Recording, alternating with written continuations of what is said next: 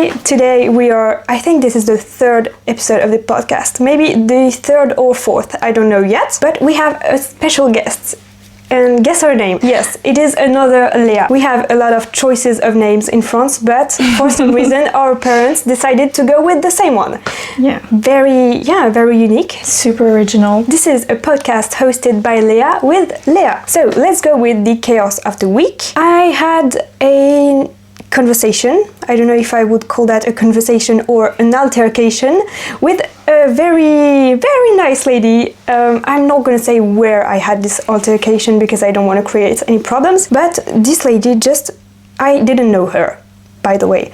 And the first thing she ever said to me was, "Wow, aren't you fucking skinny?" No hello, no nothing. The first thing she ever said to me was talking about my body. It felt very weird. Oh my god. I don't think I was the only one who was shocked by that, because all of the people around were like, "Girl, what the fuck?" And she kept going. She was like, "Oh my god, what's your secret? Like, how are you so skinny?" I was like, oh god. Oh my god, this was really... Please do not talk about someone's body, like, that's not... I don't know why, but we came to saying that I was vegetarian. I was literally talking to someone else about me being a vegetarian, and she interrupted and was like, the human body is not made to be vegetarian. Girl. The same fucking girl. Like, shut up! I wasn't talking to you, like... Oh my god, I'm literally getting mad again. So that was my chaos of the week. I didn't respond to her, by the way, because I felt like it would just make things worse. How can you be so fucking dumb? Like, that's literally... No, don't comment on someone's body and someone's life choices. This is weird. She doesn't have inside thoughts. Yeah. She says everything she thinks out loud. Doesn't have any inside thoughts. It's like, you can just think, you don't have to get everything out of your mouth, you know. So yeah, that was the chaos of the week. Not very fun, but I hope something fun will happen for next episode, because that wasn't very fun, but that's life. That's what you face as a skinny vegetarian bitch. That's how you take life. Let's talk about the topic of today's podcast, being oversensitive and maybe being undersensitive. I guess, yeah. Not very sensitive. Yeah. Hypersensitive and not so sensitive. Being more sensitive than normal and less sensitive than normal. Yeah. That's kind of both of us. She is the oversensitive one, and I feel like I am undersensitive. I don't know if there is a word to describe the undersensitiveness, but that's what we're going to call it, because I don't have anything else to call it. Maybe like unsensitive. Unsensitive. But then that doesn't mean that you're that's not a bad thing. Yeah. It's same like we tend to say over something. That's why the word is hypersensitive, because it's not saying that you feel too much or you don't feel enough, but more like the goal is to say that the perception of the world and of emotions is different than normal. Yeah. But that's not a bad thing. Being oversensitive or unsensitive is not a bad thing. It's just how you are, and it's not a bad thing. Let's just put that here. And also that you're born this way. Yeah, this is not a choice. Yeah. Let's put that in mind. It's not a choice. It's just like your skin color is not a choice. Really? That's the same thing. Do you want to talk about your experience about being hypersensitive? Yeah, first thing I want to say is that my experience of being hypersensitive is my own. Like, it doesn't define what hypersensitive is supposed to be like. It's different for every single human being. There's two words, highly sensitive people and hypersensitive. Then what's the difference? I don't think there's any particular difference. I think highly sensitive is more like the scientific or like medical word, and hypersensitive is more like, I don't know, I feel like it's used more widely. So I guess my hypersensitivity affects it always affects your daily life. You know, it's the way for example, I feel like I perceived everyone's body language, everyone's emotion, even though that's probably not what they intended to do. Like, for example, analyze too much. Yeah, exactly. Over-analyzing. I think using the word over before every single word is going to work for me. Overthinking, overanalyzing, oversharing too. Same girl, same. But it's really, I guess for me, it's really about emotions, obviously, and like the sensations in my body. For example, I feel like I feel all the time every part of my body, like my heart, my digestive system, everything. I feel it, and it grosses me out, first of all, because I would love to not feel it, and it's kind of difficult to like focus on something else the moment you're aware that you're feeling all of this. And it's tiring also. It's so tiring, I guess. I do not relate to any of what you said, but it must be so tiring to be always aware of what you have inside. Yeah, really. And physically aware, like how can you describe it? Like, for example, before going to bed, like a normal person, you would just close your eyes and then you fall asleep. It's hard for me to do that because I feel every part of my being, literally. And so, for example, there's like this tip to like fall asleep. It's like you imagine that you like desensitize your body. Your parts of your body. Yeah, I tried that. And so it's like your body's falling asleep. Well, if I do that, it feels like I'm dying. Like, especially if you get to this part, I'm like, I feel like my like I'm just stopping.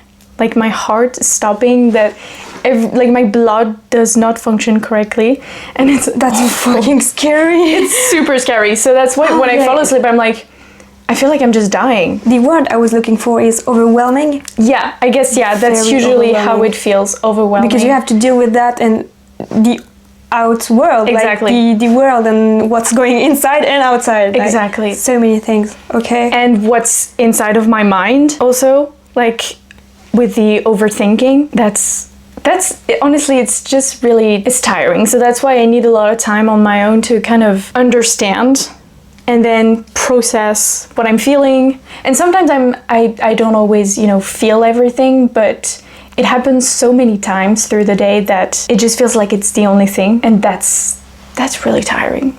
But it's okay. I'm okay. I feel like you're sensing a lot of things that many people may not be ever thinking about. Yeah. Well, I'm conscious of that too, because when I talked about it to my therapist, and she was like, what do you mean?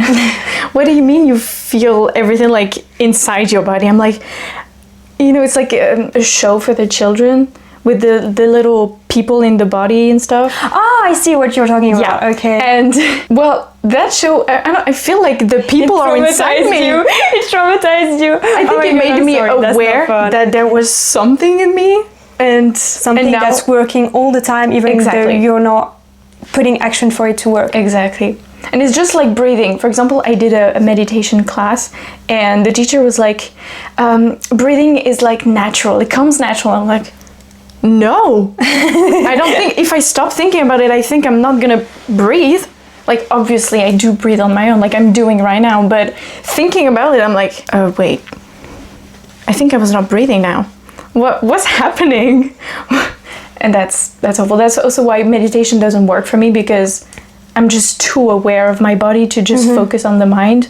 Like my body's like, okay, you have something here and here. Oh, and it's overwhelming. You can feel your hands, for example, touching your knees and stuff. It's awful. Yeah, okay. I can understand, but I don't experience any of that because meditation doesn't work for me because I just fall asleep. But I do that too. But I think I can understand, but whoa, never thought this could happen. Literally, not in a bad way, but this must be so tiring. And there's that, and the whole emotion thing, obviously. And I think for me, usually is through anxiety attacks. I tend to have a lot less of them, so that's good. But when I have an anxiety attack, it literally feels like I'm dying. It's like, because it's like this mix of all the negative thoughts plus my body, it's literally telling my brain, you're dying. Like usually my legs don't work, like I can't move my legs, or I can't feel them, so I feel like I can't move them. And so all of this combining, it's like, it's the end of the world. But then what's great about hypersensitivity is that I can be like, I don't know, I can be like in a depressive episode, and then all of a sudden I'm going to be like the happiest girl in the entire world. And it's gonna feel so good. I'm gonna be, wow, so I have no issues. And then 10 minutes later, I'm down again. I feel that so much. My emotions just go up and down, but in very excessive and... Yeah, it's that. It's the word not excessive. a normal way. Yeah. It's very depressive. Oh my god, it's snowing. It is. It's snowing outside. But sometimes I'm like euphoric. And it comes back to rock bottom. For some reason, and sometimes multiple times in the same day. Yeah, clearly. And that drains me out so much. Yeah, I think that's really it, the excessive and seeing the world through extremes. Extremes, yeah. You never like chill. You are always an extreme or the other. Yeah, it's like that. I'm always like, if you ask me how I am, I'm either going to tell you, great, it's amazing, I'm so happy, or don't talk to me. Nothing is going well. I am dying inside. Yeah. On the topic of anxiety attacks, I also had some bad experiences with them. I had anxiety attacks, but I didn't know why I was anxious. Oh yeah. Didn't feel anxious. I wasn't anxious. And I talked about that to my therapist and psychiatrist. And turns out, actually, it's because of body reaction and physical reactions. Yeah. Because you feel like your heart is beating a lot faster than usual, maybe you just went up the stairs, your body is so used to anxiety, it will turn on an anxiety attack for some reason. Your body is so used to being anxious and having panic or anxiety attacks that it will automatically turn on when you have any symptom that can happen during your attacks. Yeah, no. I totally understand that. And I am trying to unlearn my body to do that. Like when I go up the stairs, it happens so often. I was like, oh my god, I'm feeling so anxious. And I'm thinking, oh my god, I just went up the stairs. That's why my heart is beating so fast. I don't have any reason to be anxious. I should calm down. And I take deep breath and I try to calm it down. Sometimes it works, sometimes it doesn't work, but I'm trying. And I think it should be more widely spread, this information, because I didn't know it could happen. Right. I just thought I was having panic attacks like randomly. And that's not normal. That's not, I mean, usually it's not how it works. So. That's not how it works. Yeah. It's just your body physically is used to it and it tries to understand quicker what's happening in a way. Like, oh, your heart is beating so fast, this is an anxiety attack happening. Yeah. That's weird, but that's how it works sometimes. And it's really tiring.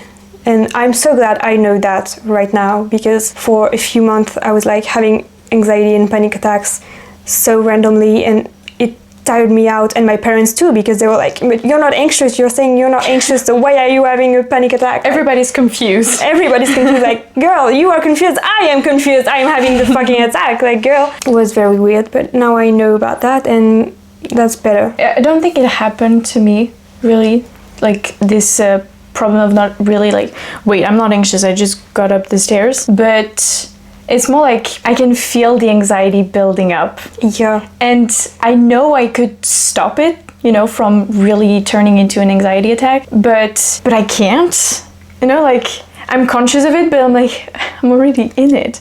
And these thoughts in that moment, they feel real, and it's awful because you maybe can feel like you can and stop it, but you can't really, maybe you don't have the right tools to stop it.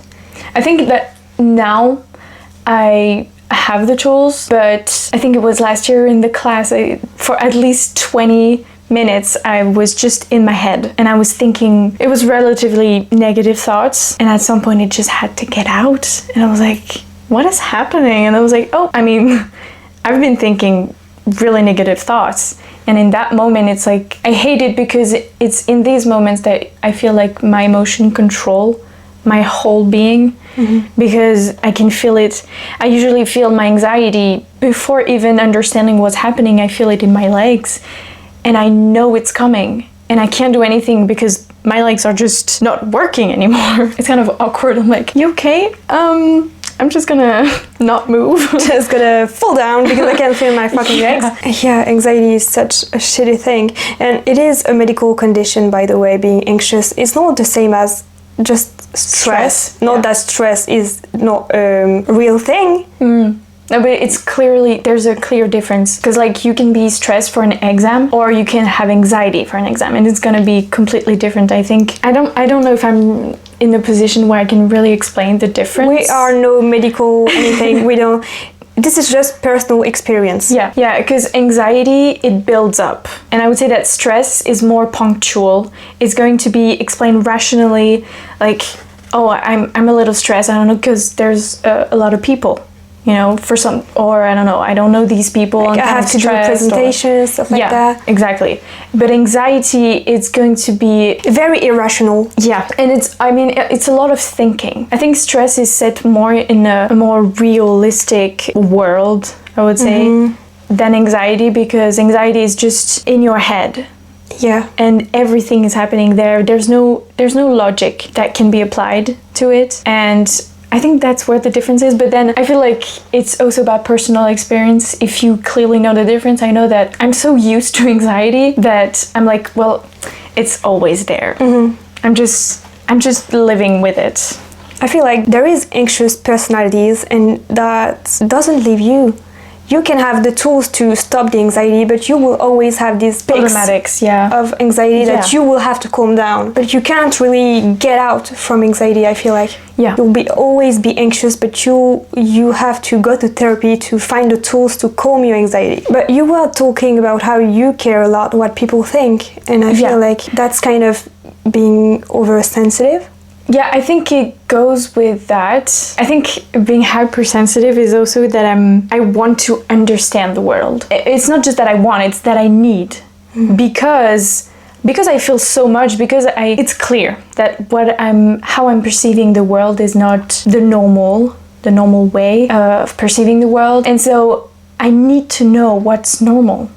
And that's why when I'm talking to people, I'm like, I'm not really there.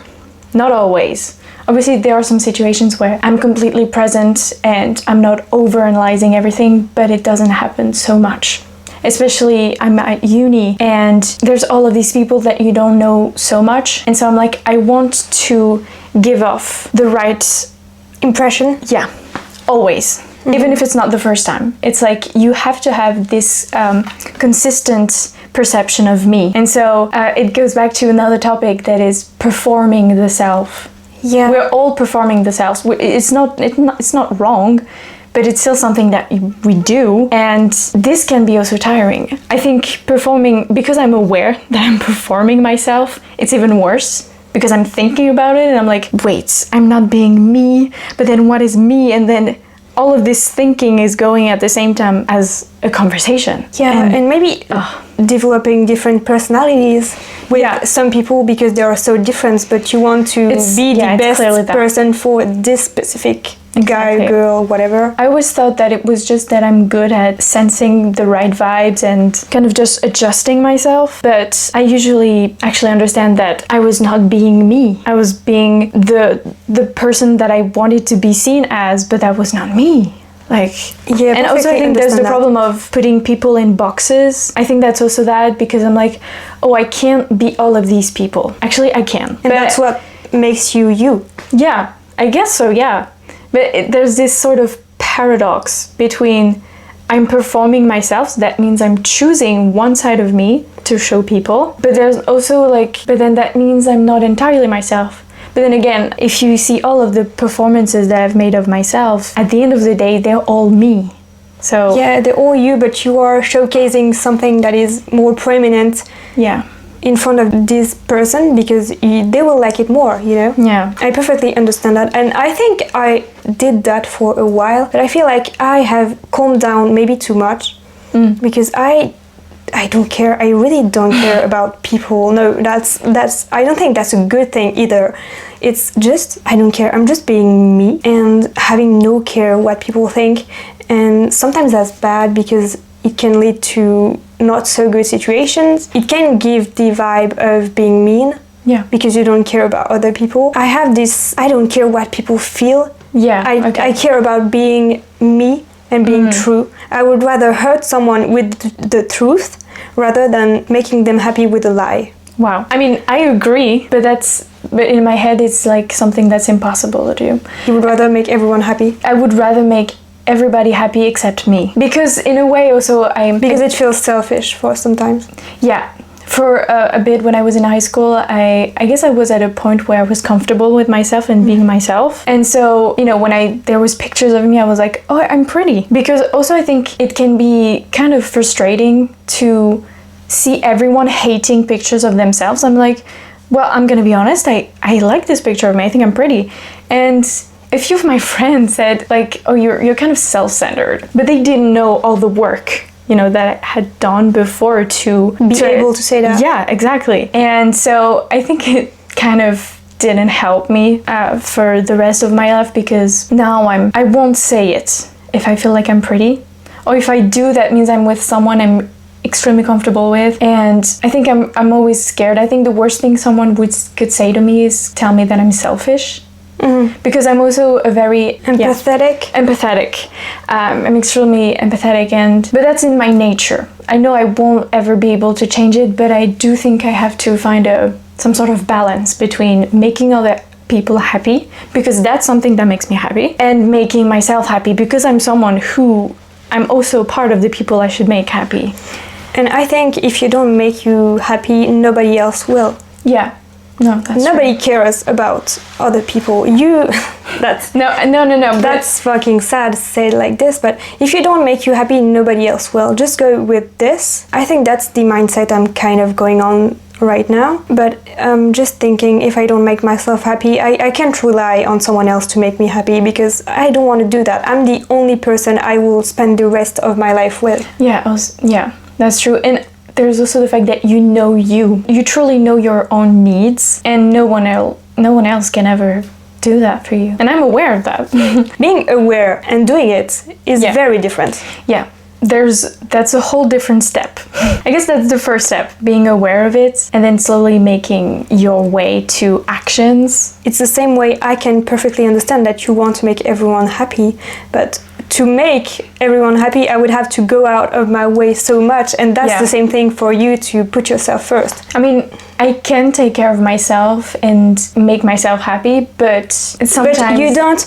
You always, I feel like you are the kind of person who will put others before you. For example, a very quick example, people would want to go to a certain fast food. You don't like that fast food, but you know this is going to make these people happy. So you're going to go to the fast food, even though the other one you would like better. But you're adjusting to make them happy. That's really this. The story of my life is just adjusting. I think it also goes from the fact that I'm the big sister with 3 little brothers, and it's kind of expected of me not to not make myself happy, but to take care of others and make them happy. You have the responsibility to take care of your brothers, of making sure everybody has. You're kind of the head of the family after your parents. Yeah, I guess. Like my parents, I know that they don't expect me these things, but society, as a general rule, does. And that's something that's really hard to not notice, especially being hypersensitive. I notice everything. And I notice being the a patterns. woman too.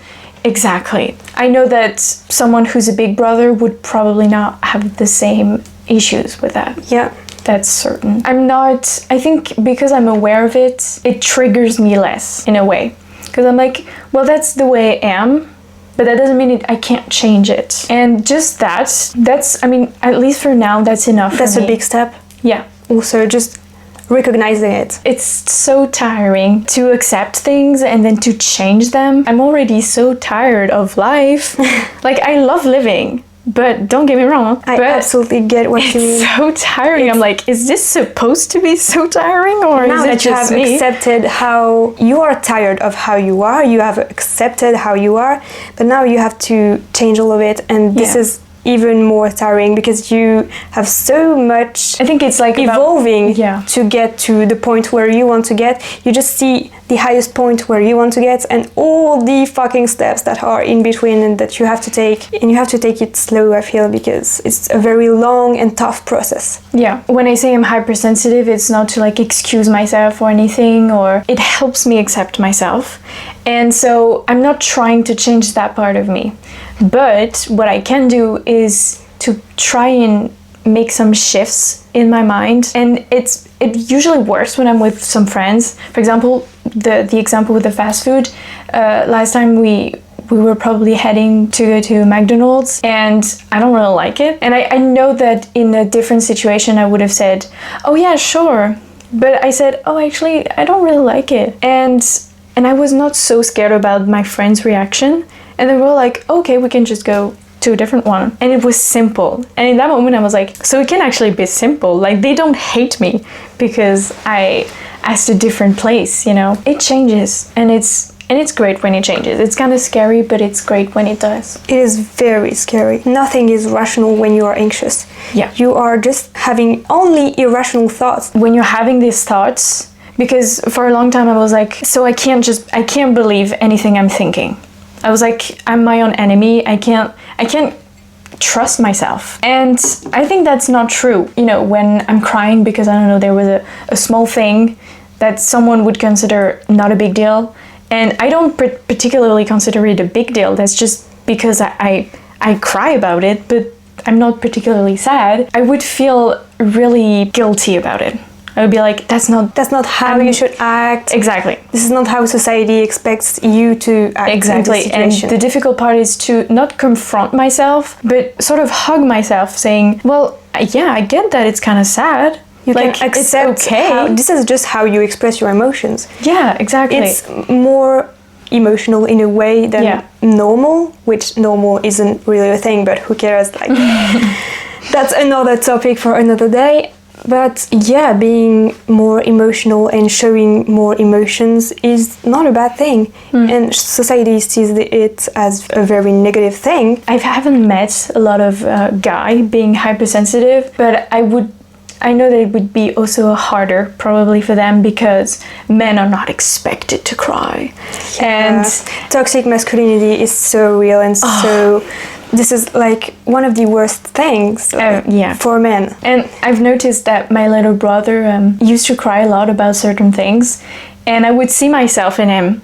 But I would notice that the reactions in my family would be different than when it's me crying. You know, when it's me crying, they're like, oh.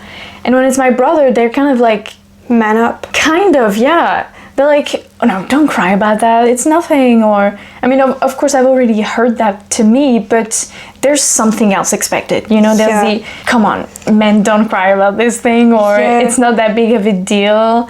And it's so implemented in our brains. Exactly. And because I knew what I was like, wait, that just looks like me. And so I felt the need to educate my family about it. And that's when I started really talking about being hypersensitive. And now they completely understand, I think. They might not understand it, you know, as in, oh, I understand why you feel like that, but they accept it more.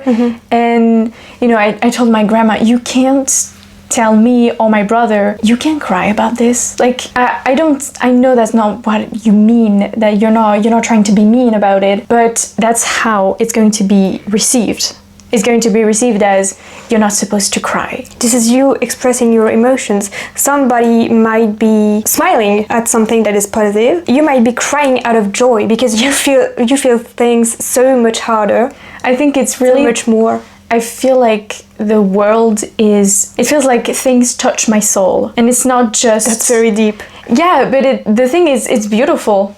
But then that means that the smallest thing that could be perceived as mean is going to be like, you're crushing my whole human soul. And I know that it's not rational, but it's still what I'm feeling, and in that moment it's my own reality, it's my own truth, and I can't ignore it. I think that's the thing. I used to be like, oh, I'm not really sad, and then I'd be like, no, I'm not crying, I'm not.